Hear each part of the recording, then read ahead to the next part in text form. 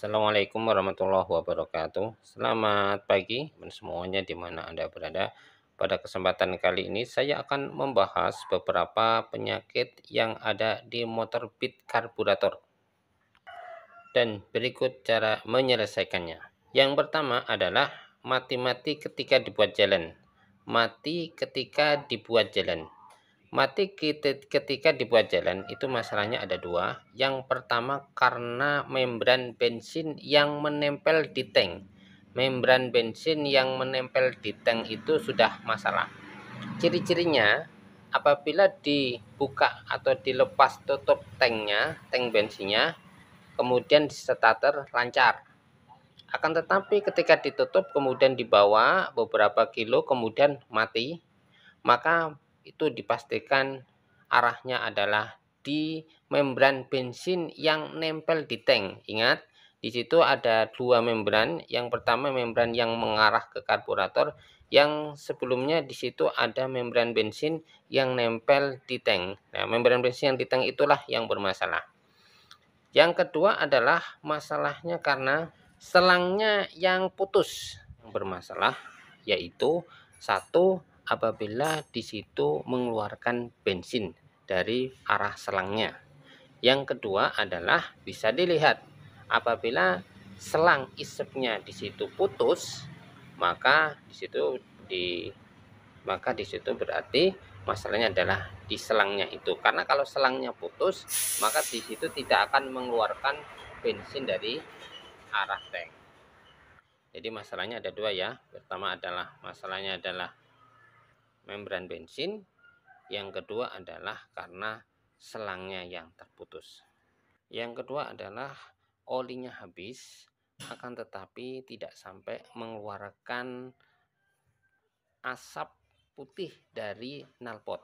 Akan tetapi di situ olinya habis. Solusinya teman-teman supaya betul-betul selektif ya. Mungkin yang biasanya oli pergantiannya itu 1 bulan sekali, di situ mungkin bisa dikurangi ya, kurang lebih setengah bulan sekali supaya diganti agar tidak sampai terjadi kehabisan di motor tersebut. Karena kalau sampai kehabisan sering terjadi, masalahnya sering terjadi nanti akan ngejim karena di situ tidak ada olinya. Yang nomor 3, banyak orang yang mengeluh bahwa pit karburator itu boros. Ya, solusinya di situ ada yang diganti karburatornya dengan menggunakan karburator grand, itu ada. Atau juga mungkin diganti dengan karburator fit new, itu juga ada. Mungkin teman-teman silakan diservis dahulu, mungkin di servis karburatornya, filter udaranya dibersihin dulu. Kalau di situ masih poros dan teman-teman memang udah ngeluh, udah borosnya luar biasa, maka silakan teman-teman dengan cara diganti karburator grand. Yang nomor selanjutnya adalah tidak bisa ngecas atau boklam depannya mati-mati ketika digas. Maka solusinya caranya adalah masalahnya di kiproknya yang sudah melemah.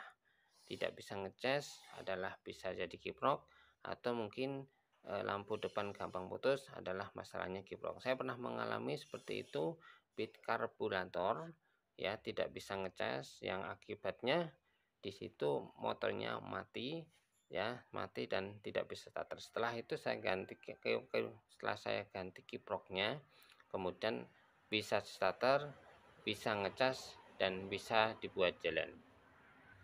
Selanjutnya di situ ada bunyi krek ya, krek dan ketika dibuat jalan nyantai. Jadi ketika dibuat jalan nyantai di situ ada suara krek krek krek di daerah fan bell.